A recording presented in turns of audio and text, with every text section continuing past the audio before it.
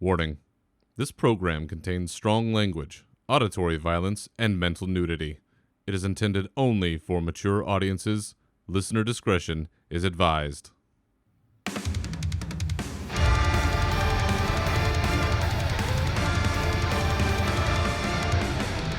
Welcome to your uncensored home for World of Warcraft news and opinions.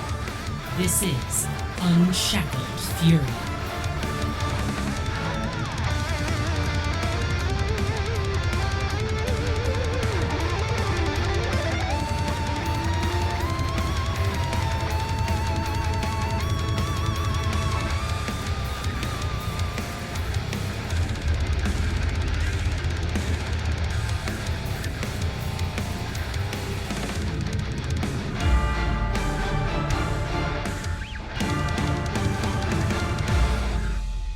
Midnight may be a bit messy so far, and hackles have definitely been raised, but it's time to take a breath and then a second look at what we have in store. So welcome back for episode 169 of your uncensored home for World of Warcraft news and opinions, Unshackled Fury.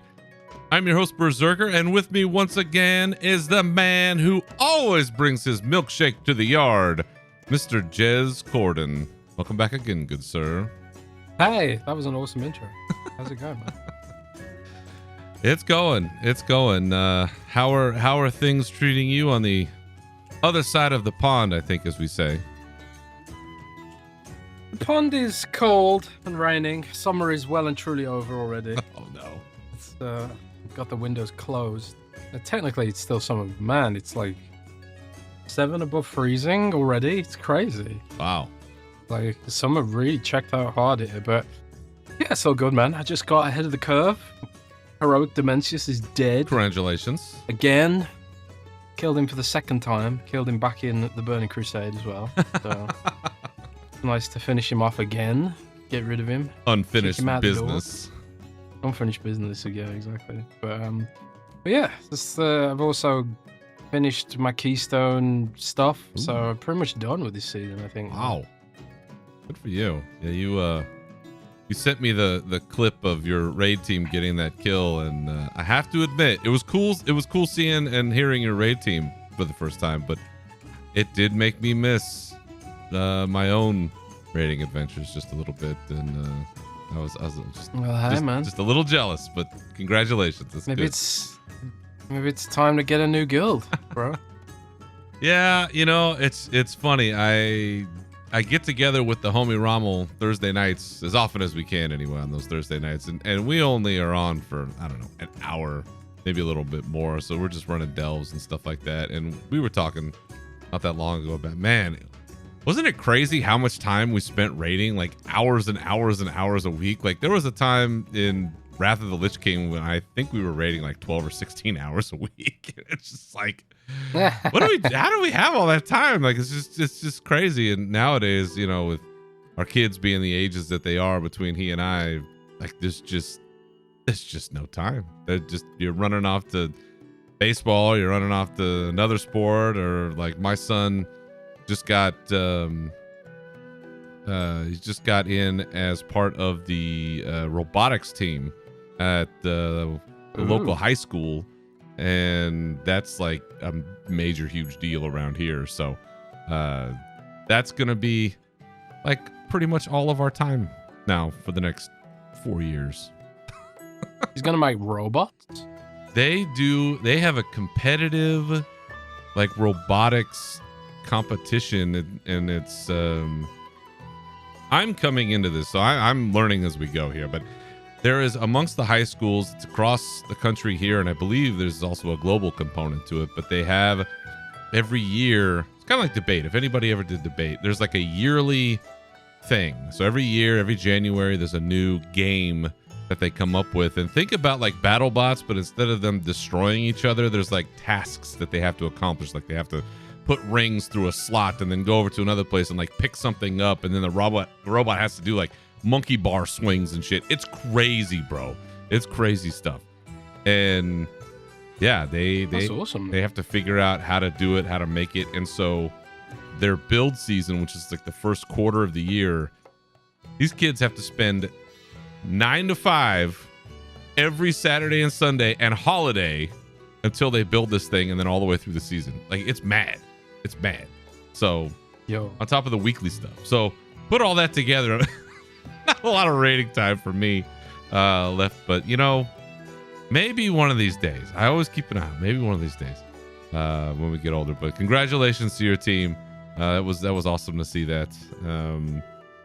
Sorry about your weather. It's definitely still warm here in Northern California. So, welcome. I would hope so. Welcome to enjoy that anytime. And on top of that, I may have mentioned, and I believe I did in our last episode, that I had a little something going on in my nose, my throat, or my whatever, and but I was doing okay, just sounding a little funky. Well, it turns out I had COVID, and that would be round 2 of COVID for me. So, good old COVID. It's still out there. My girlfriend's got it right now. Oh man, my condolences. Inescapable, man. It is still out there. So take care of yourselves out there. But glad to have you here. Glad to have all of you listeners here as well. And I have for you this week wonderful metal album. Hot tip by the homie Rommel on this one. So thank you for that. But coming out of Salt Lake City, and this album, it was released. Gotta pull this up here. January 27th of 2015. So 10 years old now. From the band Visigoth, the album The Revenant King. This is total power metal, very, very glorious, and all that kind of jazz. There is a song, Mammoth Rider, which had its own artwork done by the Samwise Didier. So somewhere out there are people with t-shirts that have this wonderful Samwise art of a mammoth rider. And should you actually want to see said thing, you can actually go on ArtStation, and you can go on Samwise's ArtStation, the Panda King at .artstation.com, and on it you'll see this glorious barbarian looking fucker with a spear, and he's riding a mammoth, and he's smashing some dudes. And the quote at the bottom is, "Armed with a spear whose blade was forged from meteors, tempered in the blood of 1,000 conquerors, heart filled with hatred for the murder of his tribe, against the sorcerer, the mammoth warrior rides." That's some badass stuff. Damn. Yeah. Pretty epic. It is pretty epic. So, some long songs on this album. Should you be interested? There's one that clocks in at 8 minutes. Another couple at 7 minutes, 6 minutes, which, for power metal, it can get a little glorious, a little symphonic, a little long. So this is not like Slayer where it's 3 minutes and it's out. This one's got a little bit more listening required, but it is great, good Warcrafty type, power and glory and metal and all that shit. Perfect for this channel, perfect for this show. So, if you have never heard of Visigoth, only put out 2 albums. They seem to be, I don't know, in a quiet period. They're from Salt Lake City, Utah, an American band. But Conqueror's Oath is the other album that they have, and The Revenant King is your metal album of the week. And Jez, I'm gonna go out on a limb here, and I'm gonna guess that you have never heard of Visigoth. You're damn right. There it is. Actually, you know what? I think it kind of rings a bell, but I got my own metal album of the week this week. Ooh, hit us. I've been listening to Deftones' new album, Private Music, religiously, on repeat. And I'm actually going to see them in January, so I'm pretty happy about that. Wow. And I'm also going to try and get System of a Down tickets, because they're doing one date in England next year. And boy, oh boy, going to be hard to get tickets for that one, but we're going to try. O2? O2 Arena? No, they're playing Tottenham Hotspur's football stadium in London. Brand new, it's 2 years old. It's a pretty new venue, but it's a big venue, so it's like a big stadium, Nice. So that should be interesting. I've never been to a stadium gig before, so that should be cool. if I can actually get a ticket, because they haven't played in the UK for 8 years, I think, something like that. Oh man, it's been a long time, so there's going to be a lot of demand for that one, I think. But yeah, Private Music by Deftones is pretty fantastic, but not. I don't think is it the kind of metal that you would usually listen to. It's like barely even metal, I think. So some people wouldn't even call it metal. It's like alternative metal. yeah.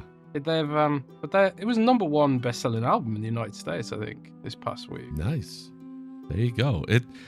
The metal family tree has many branches. Some are further apart than others, but we are all interconnected within the same family. So that's wonderful. So Visigoth and Deftones, which they're local. They're from around here.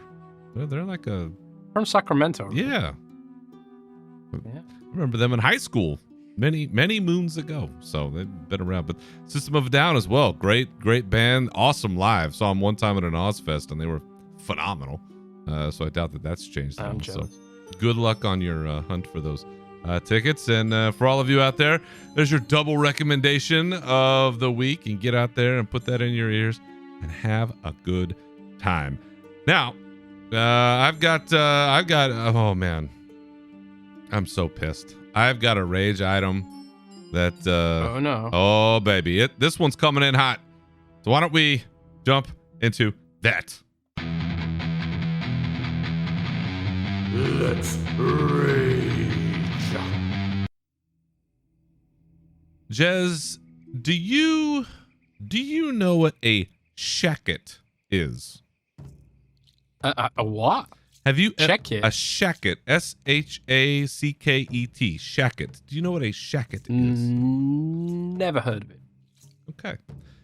A shacket is like it's like if you took a jacket and a flannel type thing and you merged them together and they had a baby. So it's almost like a cozy lightweight jacket. You want to think about it sort of in that way. And a couple of years ago, 2023, World of Warcraft had a shacket on the Gear Store site. But they also had one at BlizzCon. Same thing. It was at BlizzCon. And being at BlizzCon that year, I got to see it in person and try it on. Hot tip to everybody out there: if you ever buy clothes off of the Blizzard freaking store, always size up because them shits are always small and I never know why. So I was able to try them on. Got myself this awesome. It's a brown shacket. It's very understated with the Warcraft logo. It's just like a little brown leather square. Very, very understated, but the thing itself, super comfy, looks great. I've worn it to all manner of occasions. No one's ever clocked it as being like a Warcraft thing. The W just looks like the label for whatever the manufacturer is. One of my favorite things of all time. Well, as you can imagine, I've worn it quite a bit. It's still in good shape, but I always thought to myself at the time, man, I really wish I had bought a second one. Kind of pricey. It's like $100. You know, I was able to swing it at BlizzCon because I was like, yeah, it's a really cool thing and I want it. And it's kind of on a one-off deal. And I never pulled the trigger on a second. I wish that I had. And then lo and behold, Jez, end of August, I get this email about, hey, we got some stuff from the gear store and there's some sales going on. I was like, oh, all right. Let me check it out. And lo and behold, my shacket in the size I would need was there and it was on sale. And I thought to myself, you know, I thought about it 2 years ago. I should probably do it now. This is probably the last chance I'll ever get. And I'll just hold on to it. So when I wear out the one, I'll still have the other and I'll have many years of enjoyment of said shacket. Okay. Made the order. Great deal. After all is, said and done, $77, I think is what it came out to. I was okay with that. But then, just, a week ago, I get an email. We get an announcement that World of Warcraft has a new pet available. The Scruffy Horn Fell Snooter pet that is only available to you if you buy $75 worth of merchandise from the gear store between the announcement time and the 22nd of September. It's the only way to get it. Costs more than the expansion and a whole bunch of other stuff. And Jez, why didn't they tell me about this before I made the purchase that I held off on 2 years for? 2 years I held off on that purchase, and then now you've got this very cute, demonic-looking capybara with horns or whatever the hell this thing is. Why must I be tortured like this, Jez? I made the purchase, but I made it too soon. I shot my shot, blew my load too soon. I want, you know, all that shopping, all that shopping spree for naught. What have I done? That is devastating. Devastating. And you know what? I've actually got a similar story. No. When I was at Gamescom, for the WoW housing event and stuff, they had like the public booth, the whole area for the public, so the public could check out, you know, WoW housing and stuff like that. It was a really cool booth. It had like a secret door as you were entering and a little presentation, and then there was like a bunch of PCs you could, you know, play housing on. Yes. But around the back, there was a merchandise store. And this is the definition of first world problem, I suppose. But they had a merchandising store, and I was like, man, there's a lot of Gamescom exclusive merchandise here. I better buy some of it, like Xalatath keychain, T-shirts, all kinds of stuff. And then I went to my interview in the business center with BlizzCon with Eon and Holly. Yes, I did my interview, all that stuff. Very, very cool. Very cool to meet them. And then after the event, they actually had a bag full of all the merch from that store for me as a sort of like press kit or whatever. So I bought all that stuff for no reason. So now I have 2 sets of the BlizzCon stuff from there. So for no real reason. They're singling us and out. Neither of the t-shirts fit me. No.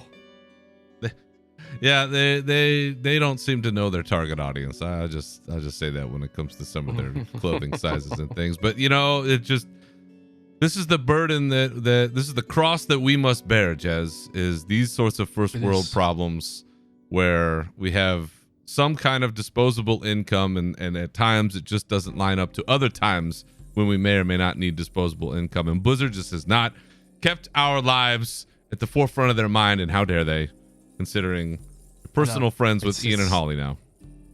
It's devastating, bro. Devastating. Well, I think I'm gonna do a little giveaway on my guild or something, and someone can win it or something like that. You're gonna the second set. You're gonna turn tragedy into triumph. Yes, I think so. I did try and give it to my brother, but he was like, I don't want that. I was like, okay, fine. Fine then. I give it away. Who the fuck is Xalatath? I know he does play WoW. He just doesn't really care for video game merchandise, I guess. See, they're thinking about him when they should be thinking about us. Don't entice those people. Entice us. Once we're already going to spend this money. Oh my god. Are you gonna spend some more to try and get the little snooter pet? No, I'm going to get its brother, the Dusky Toothfell Snooter, which apparently is a reward by completing an achievement in the Legion Remix that's coming. And since you've already convinced me to play Legion Remix because of that phenomenal transmog that's going on in that. The cape looks so good. I'm going to try to get my snooter on in Legion Remix instead. I saw a website the other day which was like, it was like a tracker for all the rewards from Legion Remix. There's a ton of stuff. Yeah. There's like 40 mounts. A lot of them are recolors, but there's like a ton of stuff to get and do in that event. So, and it does seem like Blizzard's made it sort of faster to level up and gear up based on feedback. So yeah, I'm gonna be checking out Legion Remix for sure, I think. Yeah, it seemed like there were a bunch of complaints about it. So that will be my chance at the snooter. But for all the rest of you out there, if you have not made any purchases recently of Warcraft or other related items, you have until September the 12th. This ran from September 8th up until September 12th. No, through September 22nd. My bad. And you'll get the snooter. You want to get the snooter. Get out there. Spend your $75. Can't buy the Anduin Funko Pop now because that already sold out. And that was maybe the one thing I would have gotten. It was only $15. I'd have to buy like 6 of those. Ugh. Well, there's one for Zalatath. Anduin. Could have had your Zally one. Then you could look at her. Gross. You could look at her feet all day. Oh. Just line up all them piggies. Yeah. For the rest of you, if you'd like to get out there, make your purchases, get your stuff, then you can send me screenshots and laugh at me. So, all right. With that out of the way, let's jump back into some news and the announcements that didn't probably quite go as planned. Let's go.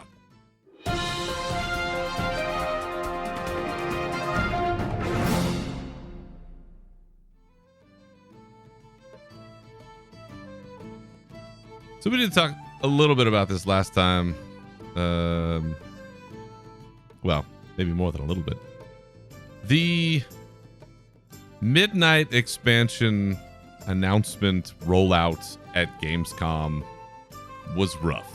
And we talked about this in the sense of, at the time, you had been there, Jez, and you were on the floor, you were in the mix, so I think your perspective was probably a little different than maybe most people, where you were in it, you were in the thick of it, you were in the mix, you were seeing all the stuff that they had on display, the stages, you said the hands-on demonstrations, all those kinds of things. But for those of us not there, it was this kind of strange, disjointed series of seemingly sporadic announcement bits where you had the main announcement, you had a couple of main stage pieces, we had a missing Chris Metzen, we had a bunch of YouTube shorts, there were other videos and fireside chats that people didn't know what to do with. Talius and Evitel did one, they didn't know what they were doing. Mr. GM had one, I don't know that they knew what they were doing, and then finally both of those came out after some period of time. And there was a lot of concern and questions as to what happened. How did this fall out this way? Because this was very unusual. Most expansion announcements are these, big, and just big doesn't say it, these enormous, all-encompassing productions. And this one seemed a little strange. And I have to credit Talius and Evitel specifically in a video that they put out about, how did this happen? Like, it wasn't our imagination. Like, this really was this odd, seemingly missing pieces of information rollout. It's just the whole thing was just all messed up. And there was some indication that this may have been due to one person's well-meaning decision, I think it's Taliesin who put it this way, that this was meant to be more of a community-sourced announcement chain. Like, instead of having it all just come right out from the fire hose of Blizzard, that instead it was going to be all of the communities sending things out. So like your interview, Jez, and other interviews and people's videos, and they were going to try this sort of maybe shotgun scatter approach to getting all of this information out there, and it clearly didn't land well with the community. So on one, Jez, do you have any idea who this one person, well, although well-intentioned, who this one person could have been who made this decision? And two, do you think that it was the idea or the execution of this sort of community-sourced announcements that failed? Well, first of all, I highly doubt it was one person. The Blizzard does everything in sort of like team. Everything at Blizzard is done in a team-based decision these days. I think even Chris Metzen himself said in an interview, like, everything's like a council now, a bit like the Horde instead of having a war chief. Christ. So, the idea of this was one person's decision is vastly unlikely. But I will say, like, some of it was definitely with the mindset of let's do it Gamescom style, right? So like if you haven't been to Gamescom, you don't know what it's like. It is pure chaos in and of itself. There's literally hundreds of thousands of people, and I'm not exaggerating, hundreds of thousands of people going through that convention center. And when I was at the Blizzard booth, not the Xbox booth, the Blizzard booth for the housing thing, there was like the section for the public, but there was a whole ass section for like streamers, TikTokers, YouTubers, and they all had their cameras and all the setup, like the community stuff, like you mentioned, right? So I definitely think it was probably for them a big learning experience about. I think it was pretty cool that they did that. They were right next to the Genshin Impact and the Hoyoverse stuff, and there was a lot of people there. And I, not to gloat, not to glaze Blizzard or anything, but World of Warcraft's booth was orders of magnitude better than anyone else's booth in that whole room. So like on top of my head, I'm wondering like, did they do this because they thought we could potentially catch the interest of hundreds of thousands of people who were coming through here, may previously not really had much of an interest in World of Warcraft before? They had like a huge WWE style Titantron where they were doing the esports thing with a huge audience, and then there was the whole housing booth and all that kind of stuff, and then Hoyoverse had this, not to slight Hoyoverse, because I do like what they try and do. Those guys were really hard for delivering a mobile game. They really pretty much single-handedly raised the bar for mobile games, I think Hoyoverse did.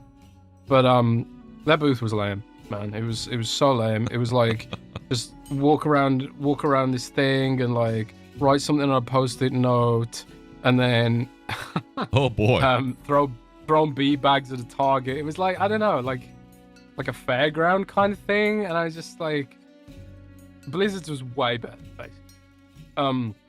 The part of me is wondering, like, was that like a strategic thing to try and get people interested in what Blizzard's doing and to attract new customers, right? But I suppose to the detriment of that was we lost that sort of bombastic BlizzCon stage expansion announcement. Here are the new features, like a sort of blitzkrieg almost of all the new information, which I personally prefer, and I think long-time Blizzard users probably prefer. But I have to wonder, like, is this drip feed of information better for overall engagement? Because they probably know that they've got us no matter what. Nobody's quitting WoW based on whether Midnight was announced good or bad. This is true. But spreading things out like this, as a journalist who's worked closely with PR people for like 10 years now, spreading things out like this keeps Midnight in the marketing beat for longer than maybe a singular event where they announce everything all at once, and then you get maybe one weekend of press, and then that's it. But the drip feed of bits and pieces, like they announced Midnight already. We already know what the zone was going to be like. We already knew Play Housing was coming, all that kind of stuff. It's less exciting for fans. I find it less exciting as a fan and a gamer, but I kind of get why they're doing it this way, for better or worse, right? So yeah, I mean, pros and cons, and I'm sure Blizzard will learn from it and probably improve the way they do it next time, because obviously we got Last Titan. They're probably already thinking about Last Titan marketing beats, I would presume Last Titan will probably be revealed at BlizzCon, probably, instead of at Gamescom, because obviously BlizzCon is coming back next year, so that's an opportunity to, give us some insight into how the Last Titan's going to be shaping up, blah, blah, blah, blah, blah. But that's a ways out. I do think that they've seen the feedback and they'll probably react to it pretty hard. It's kind of funny, actually, with regards to feedback. I was talking to someone just a few minutes ago who hasn't played World of Warcraft since Wrath of Lich King. Oh. And they were telling me how they came across from Final Fantasy XI in Wrath, and they tried Naxx 40, and they said it was just brain dead easy. And I do remember, like, when Naxx launched, it was really undertuned, like really, really badly undertuned. Because I wasn't playing at that time because my computer was broken, I think, or something. I came back for Ulduar, and then Ulduar was like Ulduar was tough, man, and it also had the hard modes and stuff. So even back then, like Blizzard was like reacting to feedback. I kind of feel like Blizzard was like, okay, when Nax 40 originally came out, it was really, really hard, and now I feel like when they brought Nax 40 back again, they undertuned it to see if it would increase engagement, because they went on this whole kick of like, you know, the dungeon finder and all that kind of stuff to make the game more accessible. And then they're probably like, oh shit, we probably overdid it here with Nax because this was like way too easy. People blitz through the content really quickly. So let's make Ulduar a little bit tougher and also add these hard modes on top of it, right? So I do think like the way Blizzard's handled this whole saga is unique. They've never announced 3 expansions at once before. They've certainly never drip fed us expansion features in different events spread out across the whole year before, at least not that I can remember. So I would assume that they will be watching closely how people have reacted to this, if it is worth it, and probably doing it differently for, you know, the last Titan, I would assume. But who knows, man? Who knows? Yeah, and to the point about BlizzCon, it's a year from this weekend. So for all of you that may have your countdowns ready to go, it's a year from right now. So I know I'm thinking about it, and the Last Titan. StarCraft. You know, yes, the Last Titan definitely top of the list, but man, thinking that I may see a revival of beloved StarCraft or something, just anything, just show me a 2-second anything a year from now. I'd be a very happy man. Last point, or last question for you about the rollout of the midnight announcement is, have you been able to get a sense at all of whether or not the recent layoffs impacted this rollout, or was it just kind of doomed to fail no matter what? The layoffs didn't really have an impact on this specifically, I don't think. This would have been planned ages in advance. Like, you have to book a Gamescom booths and all that kind of stuff. Like, Gamescom opens to traders like all the way, I think it's like March or April or something like that. So like they would have had to have booked all that shit way before Microsoft even was considering layoffs. Got it. But like a lot of the layoffs were sort of ancillary kind of positions, not necessarily decision makers or anything like that. And also not developers, although developers wouldn't necessarily have had any involvement with the way this was handled. I think it's just bad timing, and messy and all that kind of stuff. And yeah, I mean, I would assume that things will probably be different next time, but who knows, man? Maybe they'll be even worse. A BlizzCon disaster, that's all we need. Oh boy. Maybe there'll be an AI presenter. Oh. And the AI will do the whole expansion reveal. Oh. It'll be an AI Chris Metzen. Oh god. Maybe they'll do it that way. I'll just drive home.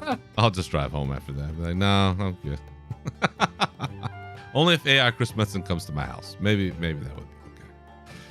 Well, we'll see, of course, how that goes. And then in the meantime, coming out of all of this mishigas with the announcement and how it all unfolded, Blizzard did finally put out all at once this tranche of blog posts, I guess you call them, and those finally were the pieces that tried to kind of tie everything together, at least to some extent. I understand there were still some errors on this, and seemed that it may have been a little haphazardly put together, so I don't know what kind of editing is going on or who the management is over the communication stuff, but they might need to take a second or third pass at some of these things if they haven't already. But we do have a wealth of blog posts now, and some of them I think have more detail than others, but I did want to jump into a few just because I think that they provided some good clarification, and one of them being about the zones, because there was some questions specifically about, is it Quel'The Lost? Is it Eversong Wood? Is it the Ghostland? What is it? So we can confirm that Eversong Woods is that zone that's going to be up there, and it's going to comprise Silvermoon, Eversong Woods, of course, and Ghostland. So that's going to be the whole kit and caboodle up there with, I guess, 2/3 of the city being available to both Horde and Alliance. Is that too much? Is that still too much, Jez? Is 2/3 too much? Do we even be allowed in? They shouldn't get any. It should be 0. They shouldn't get any. It should be 0. Okay. They should have like a little shitty campsite on the outskirts of Ghostlands. 1/10. Preferably in the Scar, what remains of it. And they should be fully quarantined. I mean, you don't even know what kind of diseases Alliance races might have. Oh, a bunch. You know? We're filthy. We're They should- filthy animals. Damn right. I mean, you hang out with Worgen, like Yeah. We got fleas, ticks. fleas and rabies and shit. Oh, Like, man. goddamn. That's what makes us efficient Not killers, good. I guess. I don't know. It probably is Yeah, a problem maybe. for the larger populace, but we did get confirmation about that, and briefly about the upscaled Silver Moon City, which I know everybody is super excited to see. I mean, it's Alliance through and through, but Silver Moon I think has always been one of the coolest places in WoW. So I am very grateful to be allowed into any part of it whatsoever without having to beat anybody up or get my ass kicked, is what is usually happening out there. I'm gonna say something controversial now. Uh-oh. I don't like it. I don't like it because they're gonna make it all lame, bro. When Silver Moon came out, it was badass. Mhm. It was cool as hell. Mhm. There was fell spies all over the place. Oh, yeah. The leper gnome slaves in people's basements. There's like people hanging out with succubuses and smoking and and hashish dens and Woo. all that kind of shit. And now it's gonna be all goody two shoes, the light loves you, and all this kind of bullshit, man. It's gonna be cringe, actually. Oh no. So I don't like the new direction the Blood Elves have gone in. I think they should just join the Alliance, maybe. They're always complaining that they didn't get High Elves. Just give them the Blood Elves, man. Okay. We don't need them. Who- We don't need them in the Horde. Who do you want in trade? We'll take the Minari Eridar, Okay. the Minari Dreadeye, You can have that. because that doesn't make a damn lick of sense. Why are there literal demons in the Alliance now? It is But surprising. the Alliance is actually more evil than the Horde. Like the Horde. If the Horde was like the evil faction, like if you're playing Forsaken or something. I know the Orcs aren't evil, but the Trolls had their dark edges with the voodoo stuff, and then you had the Forsaken having the dark edges and all that kind of stuff. Now the Alliance literally have demons. Yeah. It's ridiculous. They look bro. badass. They look dumb. It's law breaking, bro. Breaking my law. right. I'm actually thinking about writing a whole article about this, because it's like that. Because one thing I do, and this is like a slight aside, but Did it? Blizzard's been very good at giving us new content on a rapid cadence, which is great Yeah. as a raider. Yeah. I mean, like, oh great, just as I get bored of the game, I go off maybe for a month to play something else, and then there's a new season, new dungeons, a new raid. Yeah. That's great. But I think the problem with this shit is that the sort of care, the duty of care to the lore, has fully gone out of the window. Mm. And I don't feel like Blizzard even gives any sort of thought processes to the implications of some of their decisions with some of this stuff. And they were just like, oh yeah, it'd be cool if the Minari Eridar were part of the Alliance. And it's like, I know there's a quest chain, I've done it myself, and I've unlocked them. Mm-hmm. Not that I ever will play Alliance.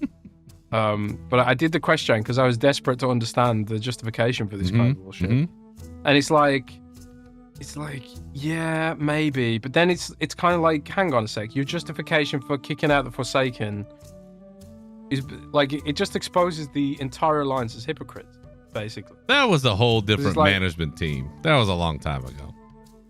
Yeah, well, it's the same lore base, Yeah, Yeah, I but there don't were know. different It people feels- in it charge feels of like the there's Alliance no back one then. really. Yeah, sure. And it would just But let it's anybody in. It's still all the same lore. Maybe. Anduin's not even around anymore. He's We're like, forgiving. emo and shit. Yeah. If you Forgive the repent, Forsaken then, bro. yeah, I take it. Kalia Menethil could come back over anytime. Anytime. She can set up shop right in the center of Storm. Oh, you can have her. Goddamn, she's annoying. See, well, it's like on WWE when they have the draft, for Raw and SmackDown. Maybe just once every few years, the Horde and Alliance, we can do a draft, and we can just send some players back and forth. And y'all can go over there. We'll take Valera Sanguinar, and you can have, I don't know, Toralion. We can fight over sexy double dragon Erator, and I don't know, man. that's what we're gonna do. So that's the clarification on Eversong Woods. That is what the zone will be called. Zulamon, we know what Zulamon is. It's that great raid zone that's now going to be expanded, and you're going to be exploring some of the abandoned Loa temples. I believe it's Akilzon the eagle, Halazi is the lynx, Janalai is the dragonhawk, and Nalarek the bear. So you're going to be helping out over there. Herondar is the Heroneers zone, and there's something here that some people have pointed out, and I only vaguely recall what this is, but they say in the zone lies the Rift of Uln, primordial wound where the barrier between dreams and reality grow thin. Isn't the Rift of Uln like a druid thing? Like, didn't they talk about that at some point in the past? Yeah, I think it's in Legion, isn't it? I think is it the space between reality and the Emerald Dream? That's what the Emerald something Nightmare? like that. I can't remember, something like that. Yeah. All right. Well, that's like quite obscure lore. I think I remember it, but not completely. Well, there's some bad shit coming out of there. Yeah, it does seem like there's some weird shit going down. Yeah. And then I want Zoth to come back. Well, we're gonna be doing some stuff in Voidstorm, some voidy place, whatever's going on there. Maybe that's where it happens. Maybe you can reconstitute your favorite old gods of the past, and I don't know, ride them around as a mount. But see, there's another thing about the lore that I don't get right. The relationship between the Void and the old gods, because the way they're presenting the Void is very different to the way the old gods are presented. Like, the old gods are sort of slimy, and the Void's kind of cosmic. And it's like, how do they relate? And I know they established lore, I think, in Legion, where it's like the Void send old gods kind of like weapons, smashing the planets, a bit like Genova from Final Fantasy VII, I suppose. But seems like the old gods don't really like Xal'atath a whole bunch, and then it's like, well, what exactly is Xal'atath? Because she's clearly of the Void in some regard. Yeah, we still don't really know. Yeah, I'm just scared the payload's gonna be Jailer-esque. Uh-oh. Yeah, I'm gonna invoke the Jailer. Oh no.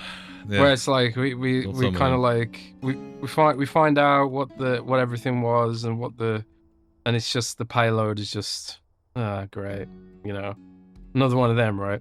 Yeah. I don't know though. Yeah, it's easy to be pessimistic about Warlord. Come on.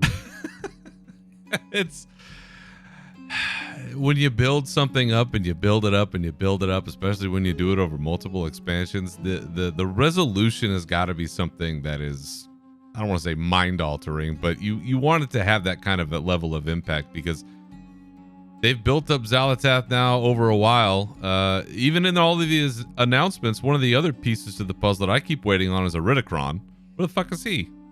He was yeah, good out there on all this, and he was great, but we haven't seen hide nor hair of that primordial dragon in quite some time. So what's his role? Or Ajara? Everybody's always talking about Ajara. Where's she at? Yeah, I kind of feel like Ajara probably deserves her own saga, I would think. You think? But then it's like, you've got another voidy elf antagonist again. Because she's a bit of a voidy elf kind of thing going on. Very strong. My kind of thing is like, if the last Titan may well not be Sargeras, but a lot of people think it's going to be Sargeras related. Mm-hmm. It could be that like one of the theories I've seen thrown around is that Xal'atath wants to create her own personal Titan. Oh, You know, using the because she's basically building up this super source of power, and mm-hmm. maybe she could use it to, you know, revive Koresh and take it over, or infect Azeroth and take it over, and then she's got her own Xalatathian Titan, and she can make her own pantheon, or maybe she wants to become a Titan herself. I don't know. Ooh. But let's presume the last Titan is actually Sargeras. The Sargeras hates the Void, as we know, but Iridikron hates the Titans. So would Iridikron be our ally against Sargeras? I mean, he might be. Maybe. I mean, because in a way, Iridikron's a Azerothian supremacist, kind of. Yeah. You know, he hates aliens. Sargeras is about as alien as you can get. Just keep us as we were intended to be. Like, he's very natural. You know. Yeah, he wants everything to be primordial and, you know, I suppose a bit like Draenor, because Draenor doesn't have any serious Titan influence, but I don't know. We kind of went off on a tangent there, but we did. I'm intrigued to see where all this goes. A lot of unanswered questions still, and again, to your point, hopefully there's some bit of a payoff there. I hope so, God. Another one of the blog posts that they did put together was about the housing, which we've seen tons about the housing. And if you haven't seen it yet, or if you haven't toured through it, I know it's on the launcher and it's on its own website. There is a kind of virtual tour of a housing plot in the Alliance's neighborhood. Jez, have you touched this at all? Have you taken a look through that website? Oh, bro, I've done it for real. I don't need that shit. That's right. You've done it for real. Well, for those of us losers that haven't, there's a website out there where you can take a virtual tour of a house and even around the outside of it a little bit. And again, we're gonna get lost in this, Jez. I know some folks are not as into it, but the more I watch this, the more I look at all these things, I just know I'm doomed. I'm telling you, man, it is fantastic. Genuinely. It's so well done. It's so like, people are gonna do crazy things with this. Crazy. People are gonna like, because I keep thinking about how you can like position grapes, individual grapes. Yeah. And I'm sitting there thinking people could use this, like each grape as like a pixel, and they could make like works of art with this shit. You know, people are gonna do really crazy stuff with it. I actually saw like in trade chat earlier, someone was advertising a community, like I think it was called World of Warcraft Housing Association. People who want to like really get into housing, come and join our community, kind of thing. You know, it's gonna be a big deal. It really is gonna be a big deal. Well, speaking of crazy things in these neighborhoods and potential needs for an HOA, because that thing kind of pops up, and predicated on your statements earlier about access to Silvermoon City, how do you feel about coming out of one of the interviews from Gamescom? They have confirmed that in like, let's say a Horde neighborhood, you could have a Night Elf housing kit up. How do you feel about cross-factional representation within the neighborhoods?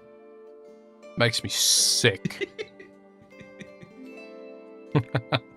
But I mean, it's bound to happen because we've got like cross-faction guilds now, and I think you can have like guild neighborhoods, and my guild's like half alliance now. I think it's like the guild lead is a horde, but it's like everyone's bloody alliance in this guild pretty much.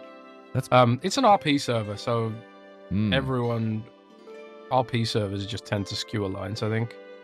Why do you think that is? Sexier characters, maybe. I don't know, man. Hard to pass up on that that necro side of things. I don't know. Maybe I'm missing out. I don't know. But I did see that, and I thought it was interesting that, you know, there will be some amount of homogeny between like the look of a neighborhood, but I think it will be kind of jarring if, you know, they've announced that the kits that are going to start with are human, orc, night elf, and blood elf. So if you're, you know, you're rocking the orc hut right outside of, I assume it's going to be, you know, very near to Stormwind, at least for the Alliance side neighborhood, or, you know, down there near Orgrimmar, you've got a human looking house. I don't know. That's just going to seem kind of weird. I mean, it's good for customization, but man, I'm honestly a little surprised. But it kind of reminds me of just when I was a kid, there was like, I don't know if you've seen a British street, but the houses in Britain are quite homogenous. I have. They're all like red brick houses. Mm-hmm. A lot of them were built during the Victorian period and stuff like that. Mm-hmm. But there was a house on my street where the dude had painted his house like rainbow colors, and it stuck out like a sore thumb. Yeah. It was like it was also kind of cool, you know, as a kid. Like, oh look, it's that crazy guy's house. I suppose it'd be a similar kind of thing, right? You got any neighbors with a wacky house in your neighborhood? Yeah. Yeah, we got a paint combination down the street too. In fact, that it's clear we have no HOA in this neighborhood because nobody would ever be allowed to put orange and periwinkle on the same house, because that is a horrible combination. I suppose it's a similar kind of thing, isn't it? Yeah, it's California, man. There's no rules here anymore anyway, so it's all good. We just let people do what they want, which I guess is the whole point of this anyway. And you know, maximum expression, I suppose, is the goal. But I can absolutely see. I always go back to this. I can absolutely see how the real world will intrude on this, and there will be people, guilds, groups, whatever. They're gonna have HOAs, and they're gonna demand that there are no Horde in the Alliance or Alliance in the Horde neighborhoods. And if you do it, you're gonna get kicked out, or you're gonna get a 30-day notice to fix it, or else you're gonna get ejected out of the group or something. Like, it's just bound to happen. Well, you can have like guild-based neighborhoods, right? So I presume like role-playing guilds, that when they have a neighborhood, they'll probably try and keep it all homogenous, right? Yep. But even then, it's like, if I'm a goblin, I don't really want to use any of those 4 kits. I want to have my mecha goblin house kit, you know. I wonder how long it takes, because like there are goblin interior objects, but I suppose this is like the exterior of the building we're talking about. So I suppose it'll take time for some of those actual architectural pieces to get released, but I suppose it'll be like heritage armor. They'll drip feed it out over time. This will be Are any classes still waiting for the heritage armor? Races, rather? I'm sure that there are, but I can't for it? think of them off the top of my head. I have to look. Yeah. But yeah, I mean, they've talked about this being a multi-decade project, so that wouldn't surprise me. And even in the example that they gave, the website I was mentioning, it's an Alliance exterior in the Alliance neighborhood, but when you go in the thing, the example that they've shown, there's a lot of Horde elements inside that they've utilized. So, you know, whatever you do on the inside, it can be a lot of different things. But yeah, the more I think about it, the more I look at it, I'm plotting things out in my mind because I know it's going to be overwhelming once it launches. But one other piece to this that I wanted to ask you specifically about, and I don't think we necessarily got into it last time. They talked a lot about, once again, revamping the new and returning player experience.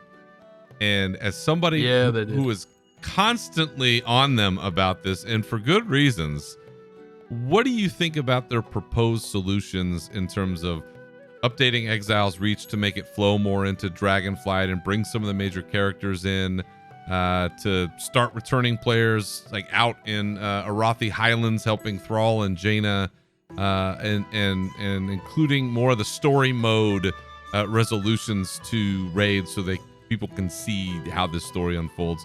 Do you think that these and others are? Do you think they're more on the right track this time around, or they still, in your mind, not getting close enough to where a new player would need to be? I think it's still not good enough. I think what you really need, I think, is another Cataclysm. You need another Cataclysm style revamp of the old world, and just keep the old world areas sort of really, really low stakes. So like those events could happen in any time period. I don't think you need any major characters there. I think it's better to have inconsequential characters there. I think it's better that you build up to your status as the champion rather than become the champion from the beginning. I think that the whole sort of flow of that flies in the face of every regular game that's ever made, you know. And I think like people don't play games that way. I don't think people want to rush to the end game in a game like WoW. And I think, you know, we're going to talk about Turtle WoW in a minute, but I think that's why a lot of these private servers have become so popular, because they feel like video games, you know. I think Blizzard's really they've focused so long on the end game and the existing player base. They've forgotten what a real video game feels like. And the new player experience is not video game enough. It's not immersive enough. Not challenging or engaging enough. And I don't think this will help. I really don't. So would you say a step back or a step sideways? It's a step sideways, I think. Sideways. I think it's definitely like probably the right direction. I think having because the Exiles Reach is like Battle for Azeroth stuff, right? They really just need to do it all over from the beginning.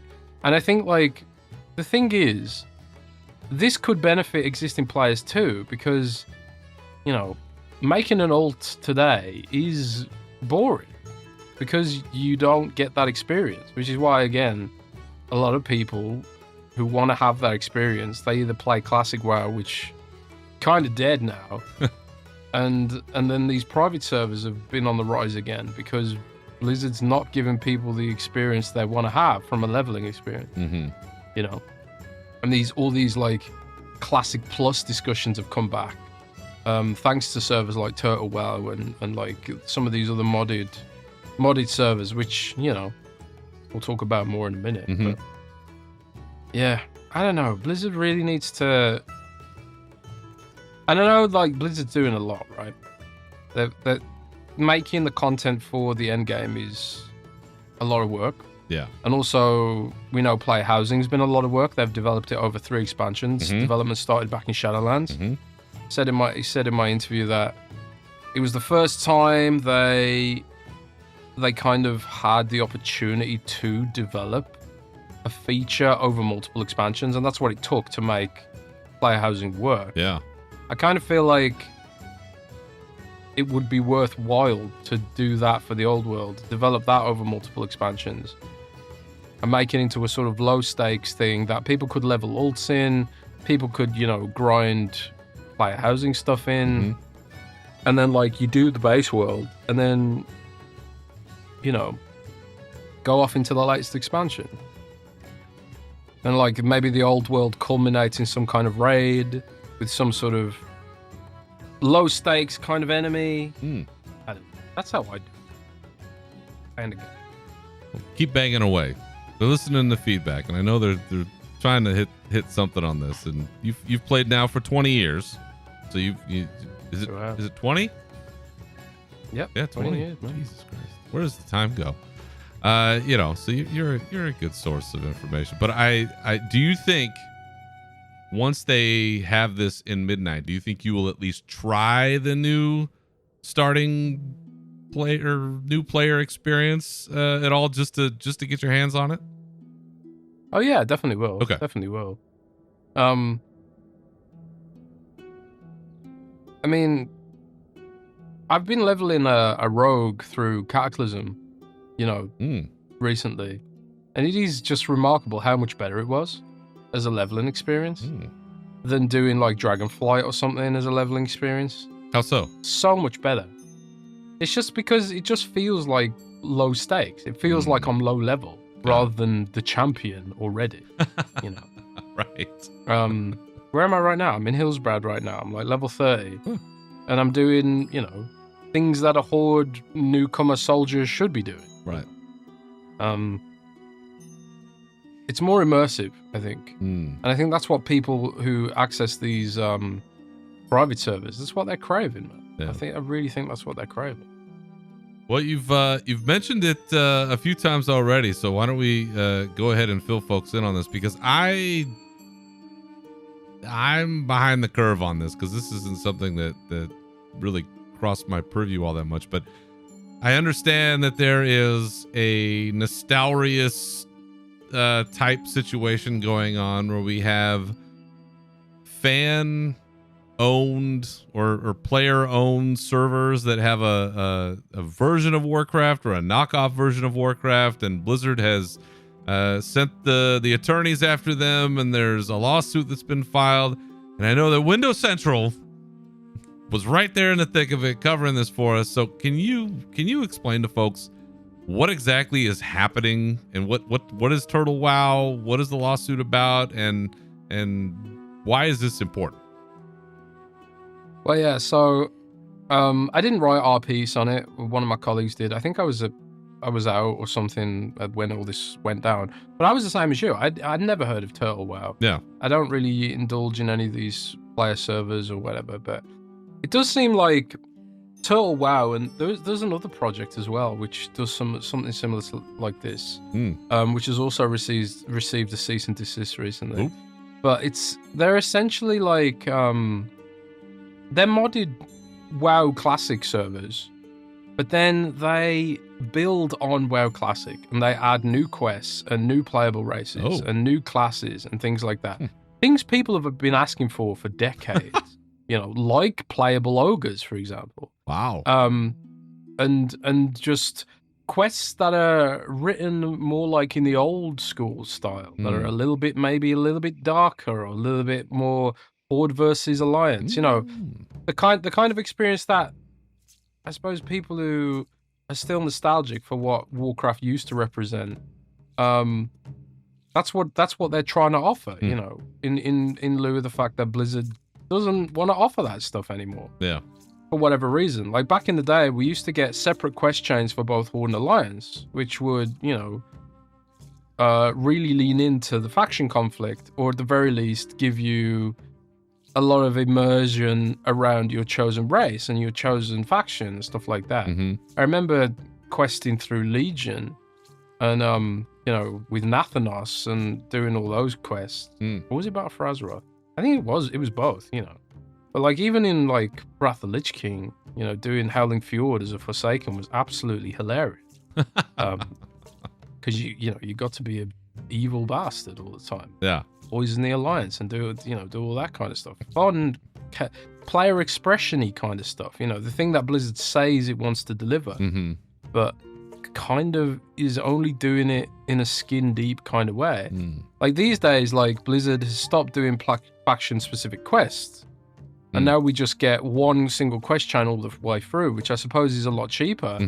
But now it feels like everything feels homogenous, and I think these private servers are kind of pushing against that, and there's clearly demand for it, right? Still. Because Blizzard did, yeah, clearly. Blizzard did the whole sort of, they did a Season of Discovery for Classic, which I suppose is, was their attempt at something like the Classic Plus. It's almost like a meme, Classic Plus. People have been asking for Blizzard to basically keep vanilla alive by adding new things to vanilla. But obviously that's problematic because you could potentially create a separate timeline there, which could impact the lore and things like that. Yeah. So like Season of Discovery was supposed to be like, it's sort of like, instead of creating new lore, they kind of just enhanced existing lore. Like they turned Blackfathom Deeps into a raid, for example. And also they added new specs, like there was Warlock tanks in Season of Discovery and mage healers using time magic and shit like that.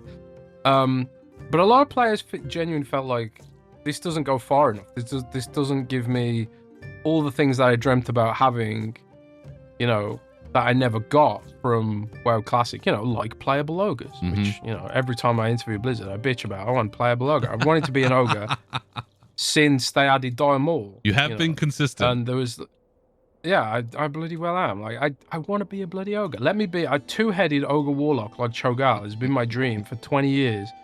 And, you know, the next best thing I can do is a goblin. I do love my goblin, but, you know, it's also... There's nothing cooler in the game than two-headed ogre. But these modded servers are adding that kind of stuff. You know, all the high elves. Like, for the life of me, I don't get that Blizzard was like, people have been asking high elves for Alliance for 1 million years. And there's genuinely no reason to have not added this. There's no lore reason to have not added this.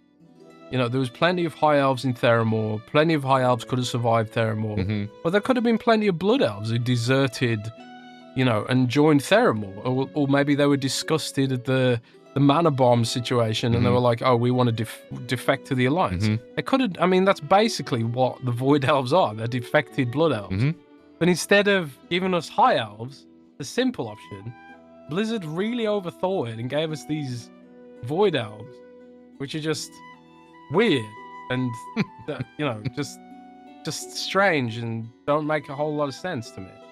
It was like, why would the Blood Elves kick out Void researchers when they've got Fel researchers and stuff like that? It doesn't make any sense. It's like the weakest lore explanation possible when it was the thing that people actually wanted was right there and made sense in the lore. It drives me crazy.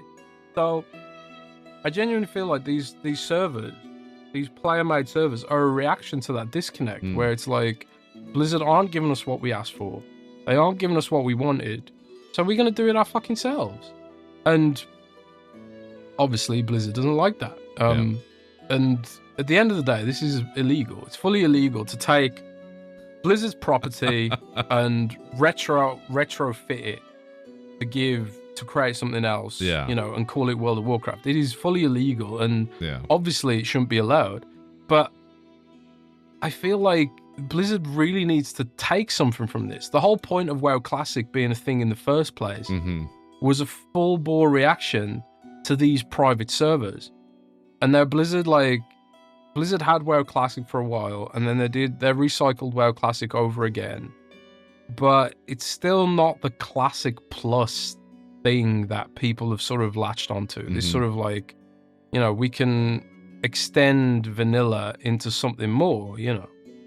And I think it's going to be increasingly like a situation where they can't ignore this. They can't ignore that people want this. Yeah. But I also agree that it is problematic, because imagine this. Imagine they add playable ogres for WoW Classic Plus, but we don't get it in retail. Like, I would be livid, because I don't want to go back and play WoW Classic. I've been there and done that kind of thing. It's kind of how I feel about it. Same. But you are going to, if you do something like WoW Classic Plus, you are going to come up against these issues where it's like, well, you'll be constrained by what you can do with regards to the lore. You'll be kind of constrained with regards to what you can do with adding new classes or specs or races or whatever. Because people will be salty and jealous. Like if they added like Tinkerer, for example, it's kind of like Goblin or Tinkerer, which is a popular sort of the popular meme class that people ask for a lot. Very, very imagine if requested. Imagine if they added that to Classic and not to retail. Because obviously, I suppose adding it to Classic would potentially be easy to balance because Classic's a lot more simple. So Blizzard's like, okay, well, we'll just add it to Classic because it's easy and simple to add it to Classic. But then you're going to have people salty as hell that it's not in retail. And vice versa, right? Yeah. You know, imagine if they added it to Tinkerer, imagine if they added Tinkerer to retail and not to Classic. You do end up in these like weird situations. So yeah, I get why Blizzard doesn't want to do it. But at the same time, it's clear the demand is clearly there. See, this is why they should just revamp the old world in that style, like I said. There it is. Because I think Yeah, because I really think that's ultimately what people are craving above everything else, is that old school, hardcore-ish kind of experience that WoW used to offer. And I think you can deliver that in retail without having to mess up your existing lore, without having to mess up your existing cadence for the end game and all that kind of stuff. You can build that into retail. You could even extend that into retail. You know, if everything in the leveling experience in retail is like low stake, you could even put something like, you could put like a world tier system in that and have like a level cap on it. And just be like, well, if you want to stay in this kind of game, you can, you know, just be a horde soldier and not become the champion, you know, and maybe just do it that way. I don't know. There has to be a way of satisfying because it is a generational thing, I think, to some degree. Blizzard's chasing the Gen Z kind of expectation that modern games tend to have. On one end. Yeah, and then they're trying to satisfy us, the sort of old people that have grown with the game and accept it for what it is. But then there are also a bunch of people who maybe... See, part of me thinks like the people who are really nostalgic for Classic are people who maybe played it as little kids and grew up younger with it. Because I was like 18 when Classic came out. So my nostalgia for Classic is probably not as strong as someone who was playing it when they were maybe 13, 12, something like that. Yeah. You know? So if you're someone of that age, you've probably got like serious nostalgia for it. But I was like a bit older, so like I've grown. I was already an adult, and I don't really have nostalgia for it in that kind of way. I love Classic, but it's also like, it's.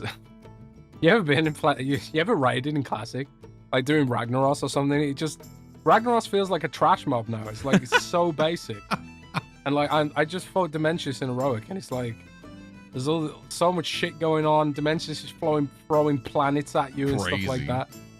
Yeah, I don't want to go back to Classic. I've got good memories of it, but it's just not it's not the challenging kind of content I want anymore. Yeah. But it's so strange because like the leveling experience was challenging. Yeah, very. So yeah, there's so many games that have this issue. You know, just to round up a point, I've rambled quite a lot, but there's so many games that have had this issue where Halo has it, Call of Duty has it. Like Call of Duty right now, they've got this huge backlash to these goofy ass skins they put in the game, like Beavis and Butthead and Nicki Minaj and all this kind of stuff. And it's because that's what at least the perception that the developers have is that's what Gen Z wants. But the old people, they don't want that. They want an immersive, grounded shooter. So like a lot of these classic franchises like Halo, like Call of Duty or anything, they end up in this sort of weird generational divide where they're trying to appeal to two different generations who have two different sets of expectations. And World of Warcraft's running into that right now. And it has been for a while, frankly. Yeah. It's sustainable with the audience that it has, but I think Blizzard also, like, they're keen for it to grow somehow. But I think they sort of haven't really fully figured it out, right? It's a complicated thing, you know. It's a really complicated thing. I remember when people were complaining when they added sprint to Halo. They're like, oh, this isn't my Halo, you know, because Halo devs clearly felt like, in order to feel modernized, we've got to have sprint, you know. But the Halo purists, they didn't want sprint in Halo, you know, just as an example. I don't know. There's three separate. When a game's this old, there's like you end up with multiple generations of expectations, and I think player housing is going to create another generation of expectations. Because I think a lot of little kids playing with their parents will probably experience WoW for the first time through the medium of player housing. Could be. So they'll probably grow up in 20 years having a completely different set of expectations. You know? This isn't my player housing. It's really interesting. Yeah. Well, they're all playing Roblox. Like player housing is literally a reaction to things like Roblox, like the user-generated content thing, or like Minecraft or something like that. those like really younger audiences who expect to be able to holistically interact with the game. That's why housing is such a clever thing for potentially finding new players or getting returning players to come back. But you know, it's such an interesting discussion because there's not many games that have lived for 20 years, man. Not many games. It's very unique, and you know, with the like the Turtle WoW situation, like Nostalrius before it, it's, you know, there's a desire, like you said, to be able to interact with something that is of another time. And part of it, I think, is the gameplay of, you know, this is just like you talked about, like the tone, or, you know, some of the other aspects of it that were just things that people enjoyed more, and that's what they want more of. And so people are willing to take a risk like this and create something which, yeah, I don't know how you prevail in court if you're Turtle WoW, because clearly, I mean, they're very open about using all of the assets and all of those kinds of things from World of Warcraft. But there is another aspect of, I'm unabashedly a nostalgic person. Like, I have a problem with the sort of trap that I find myself in at times, looking at things. And I think part of it is, and as much as I hate to say this aloud, I can't escape the fact that I'm you know, I'm a middle-aged dude. I'm in my mid-40s now, and you know, I've seen probably more of my life, you know, in one direction than another. I probably have less days than I've had days, which is kind of a weird thing to think about and say, and I think that's part of why people have like midlife crises and shit. But you're also looking at a time right now that is deeply fucked, and for so many reasons, and looking backward into something that is safe, something that is known, something that gave you enjoyment. You know, I think there's a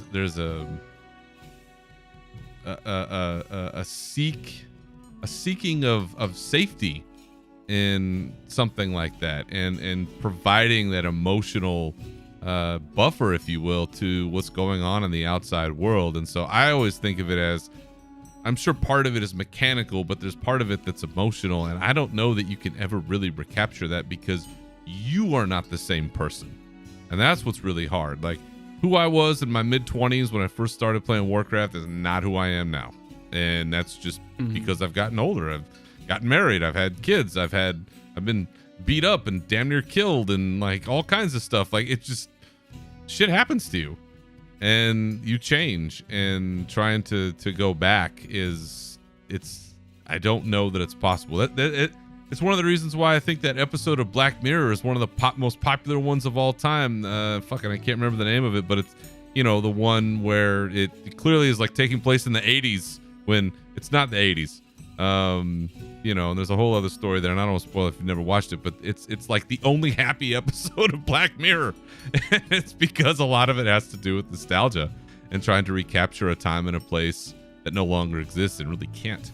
And part of that is because it's you. And now I know I'm getting like way off in the philosophical weeds here, but I think you're right that, you know, people are seeking something. But I think people, especially of a game of this age, are always going to be seeking it. Like, Turtle WoW is just the next. There'll be another one after this. And even if they did classic servers for each expansion, which I think that they should do, like there should be one that's just the vanilla. There's one that's Burning Crusade. There's one that's Wrath. I'm sure that there's an architecture and a cost problem to this, but even if you did all that and you built on it, there's still going to be other things, because people are going to be looking for that very specific itch in their brain to get scratched, and it's very hard, very difficult. But yeah, I don't know how Turtle WoW prevails, but I appreciate Windows Central being on top of it and enlightening me on this situation, because I clearly have missed it. But if you yourself, dear listener, have not seen this, the article, Blizzard Entertainment files lawsuit against owners of the fan-developed Turtle WoW servers, citing illegal use of official art, code, and more. That is up on windowscentral.com, and go hit it up, read more about it, and you know, make your own decision about what you've got there. Before I move on to two last items here, real quick, I wanted to touch on the midnight pre-order bonuses because all of this stuff is out now, and I haven't had a chance to talk about this at all. First, Jez, are you going to be pre-ordering the game? Have you already pre-ordered the game, or are you going to be waiting? I've already pre-ordered. All right. Which edition did you pre-order? Deluxe edition. All right. Digital Deluxe. So there are 3 editions for folks that don't know. There's Midnight Base Edition, Midnight Heroic Edition, so Midnight Epic Edition. Which one of those 3 was the one you got? What's the deluxe one that you got? Epic or Heroic? I got the most expensive one that isn't the physical version. Okay. So it's got like all the pets in it and all the transmog and the housing stuff. So here we go. Here we go then. Base edition for $50. Here's what you get, folks. So this is up on the website, and I'm pretty sure it's on the launcher. But if you haven't seen it, base edition $50. You get World of Warcraft Midnight, of course, War Within, a level 80 character boost, housing early access. It seems like pretty much if you buy the game, you get early access to the housing. They say it's 3 days, but I think that may also mean that it's just patch 11.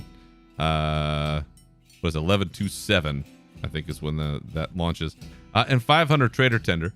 If you go up, so for another $20, now we're going $70 heroic edition. The edition is you get 1,000 trader tenders instead of 500, and you get the Lightwing Dragonhawk, flying mount, and the goddamn, I'm never going to say this right. Light Strider Raiment transmog set. So these are things that were leaked early, and this is all mostly just confirmation at this point. For the Epic Edition, $90, non-physical, right? $90 Epic Edition, the Jez Corden Edition of Midnight. You've got all of those things I just mentioned, except for now you get 2,000 trader tender. You get beta access to Midnight. You get 3 days Midnight early access. You get 30 days of game time. You get the Hope Flutter pet, the Doom Feathers pet. These are both like looks like little mini Dragonhawk type things. One's light, one's void. The Void Strider Raiment, another transmog set. The Void Wing Dragonhawk flying mount. The Void Light Surger flying mount, which changes between light and void color. The Light Infused Rotunda. The Void Corrupted Rotunda. The Light Infused Fountain. The Void Corrupted Fountain. All of those things for your house. And the paintings of Valeria, Terralion, Erator, and Xal'atath that were previously described. The physical collector's edition, which I always sell a kidney for, and I'm running out of body parts to sell to afford it. No collector's edition, no physical collector's edition has yet been announced, but I'm sure that they will because Jez, they always want my money, and I assume they're going to keep making one. Am I safe in this assumption? I would think so. Okay. Have you signed up for the beta yet, folks? Well, you can now. And I don't know. I feel like Jez, the VIP club, might open up to us and let us in the door a little bit early with maybe some alpha access, potentially, if not some beta access. So we will definitely be giving you folks the inside scoop. If housing's available, even if it's an alpha or a beta, that's probably the end of all of my free time. So, God, I'm screwed. This housing's just going to ruin my life. Well, you know, used to talk about the Widows of Warcraft. I guess my wife will finally have to join the list because now my whole life is just going to be housings. But that's what you've got going on right now. So in case you haven't heard, those are the editions of Midnight that are available to you. And if you want access to the housing when it launches on 11/27, which will be later this year, you have to at least pony up the $50. My understanding is, if like me, you want to do the physical collector's edition later, if you have pre-purchased, let's say the base edition for $50, that will be credited back to your BattleNet account, not to your credit card or whatever you paid with. So they got your money, honey, and it's never coming back. So you can save it up, buy some gear for another pet when they have that next sale. So those are your additions. Good luck to all of you on your analysis paralysis on which version you want, but that is the story. Last before we jump into our Q&A, the trading post this month is... That's what I'm talking about! That's why he's there, me! That's why he's the GOAT! The GOAT! It is one of the GOATs of trading post months. If you're into dwarven stuff, especially, this is gonna be your jam. But the two transmog ensembles that they have, Bronzebeard's Ceremonial Collection and the Speaker's Ceremonial Collection, fantastic, very platey. For those of us that wear plate, they're great. Rainy day attire, which it looks like I don't know, it's like you got red galoshes kind of thing, and a hooded jacket. Looks pretty sweet. Some great weapons they've got offered up. There's a cinder-plumed Highland Griffin, which is fucking phenomenal. It's this orange griffin. It's got some armor on it. This is some really cool stuff this month. They brought back a few things. A really great stuff. The High Shaman's Airy Griffin mount. I think that's the reward for the month filling out. But just phenomenal stuff this month. So well done on that, Blizzard folks. All right, let's head into Q&A time. Answers. Q&A. The sounder, as demanded by Jez, still very metal. All right, first question up. This is from Tetsemi in our Discord. Was there an announcement, or was it all a social media experiment gone bad? And this is something we talked about a little bit earlier. Seriously, I still have zero idea what's coming in Midnight. The whole announcement at Gamescom was so rough. Even the 14 articles they released today are of questionable accuracy. Like they said one thing on hero classes for the new Demon Hunter spec, but the articles show the opposite pairing. Help! It says. And as we discussed, I think this was just a scramble at the end, releasing all of these blog posts when they realized that the way that they had done it was not the right way, or at least an effective way of doing things. I think that this was somewhat of an experiment gone bad. And Jez, any disagreement on that at all?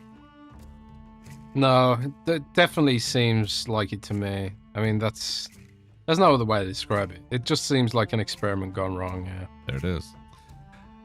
Second question up. This is from Allie. What are your predictions for what will happen during the pre-patch event for Midnight?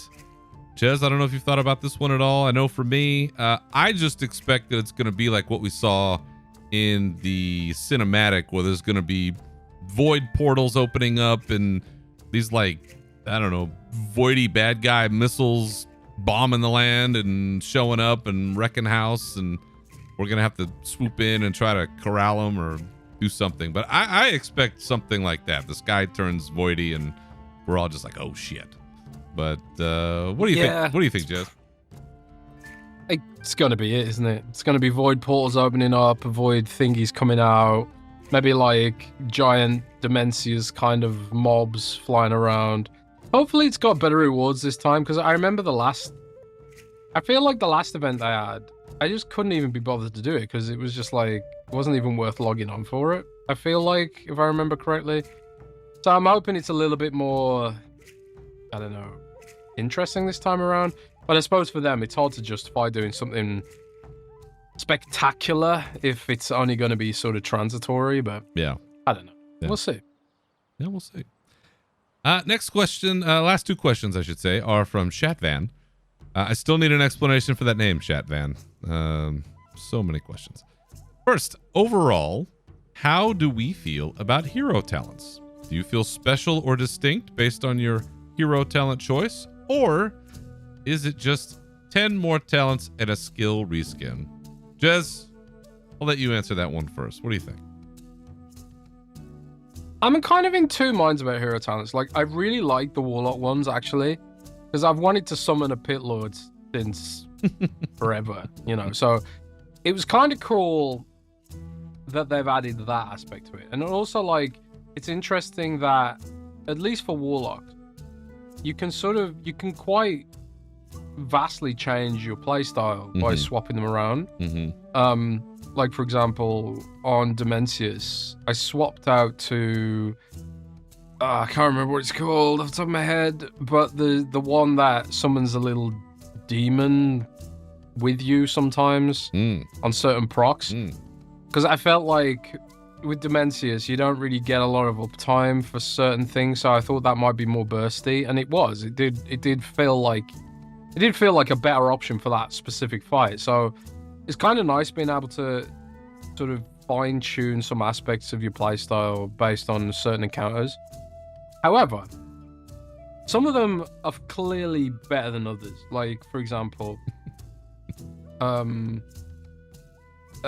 really dislike the hunter ones because when I play hunter, I always play marksman. But the options if you're a marksmanship hunter are elf or elf, and I am not an elf. I'm a goblin. So you've either got to be Sylvanas or you've got to be Tyrande, and that kind of sucks. Because if you're a goblin hunter, you can have robot pets, which I always enjoyed. You can get robot pets with any hunter, but you have to like jump through some extra hoops to get them on all the races. So like having my sort of robot themed goblin hunter is kind of screwed up by the fact that both the hero playstyles are based on elf characters, So I'm really not a fan of that aspect of it. However, when they're done well, they can be done really well, but evidently some of them just don't seem very well inspired. Like Blizzard's actually had to like go and remake some of them. In fact, I think they had to remake the Sylvanas one because when it first came out, it was pretty awful. And they went and remade it, and it's like better now. Like it's actually good, but I think it feels it's only thematic if you're an elf. If you're either a blood elf or a night elf, like if you're any other race, a marksmanship hunter, like if you're a Tauren, so you're a Banshee now as a Tauren hunter. It's terrible, man. It's terrible. So yeah, I think sometimes they can break your immersion. Sometimes they can enhance your immersion a lot, but I was kind of hoping they would add more of them, so like I could have escaped being an elf hunter, but it doesn't look like they're gonna do it. I think what they're doing to it looks like what they're doing to what they're doing with hero talents in the expansion is they're basically just adding like a single extra talent with like three nodes attached to it or something.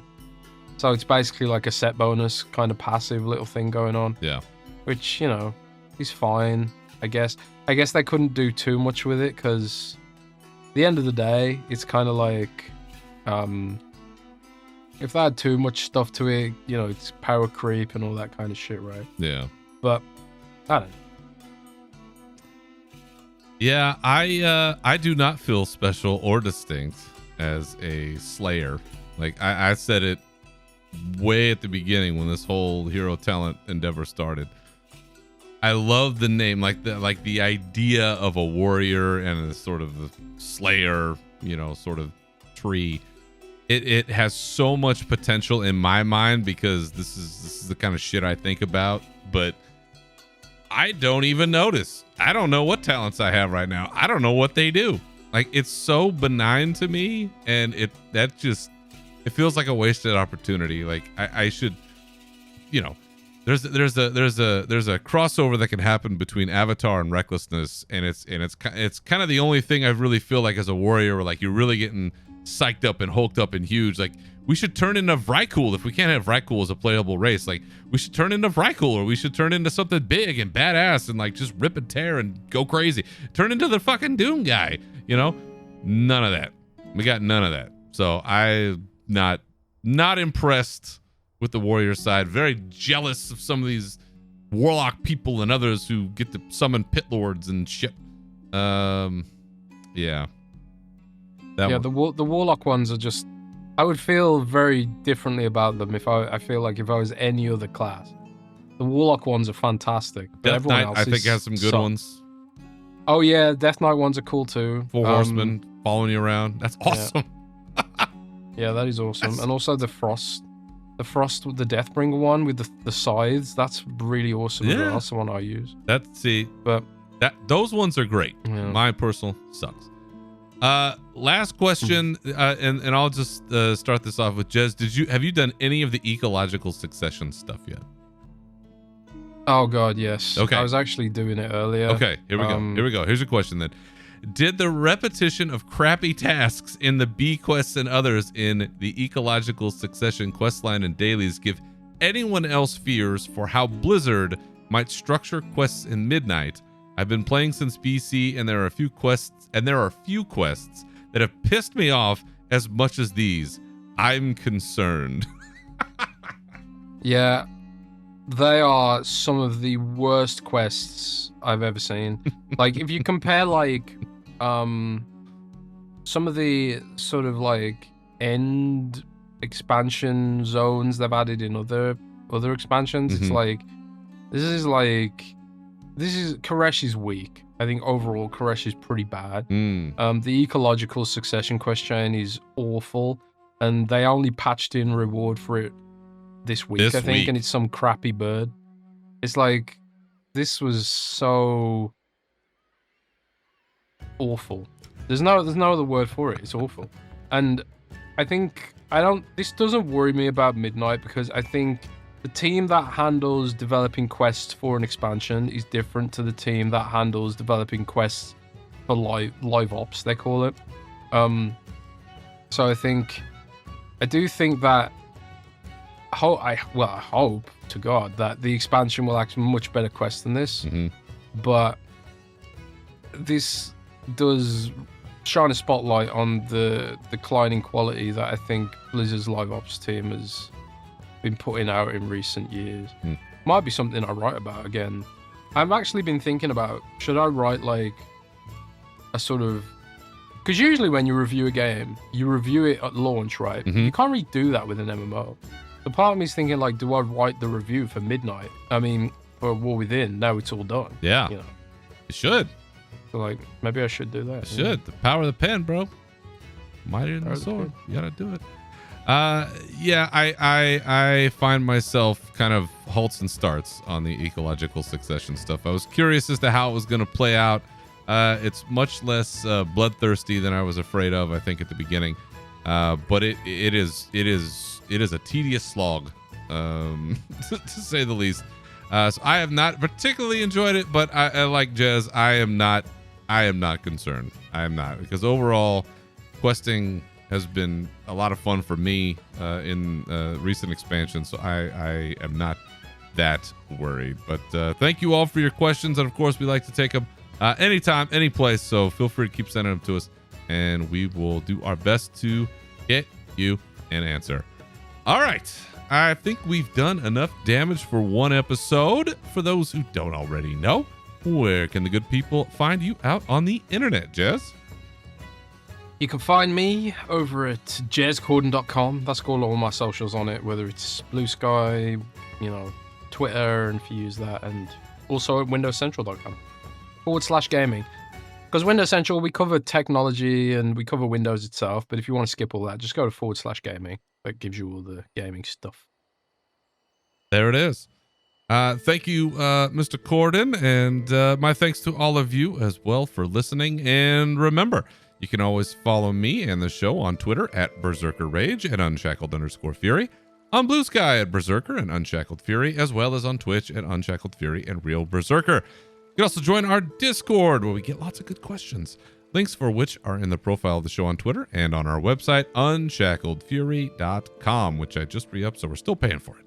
Feel free to contact the show with your questions, comments, or otherwise through any of those resources, or email us at unshackledfuryshow@gmail.com. And you can find this show wherever you get your podcasts. So once again, thank you for listening.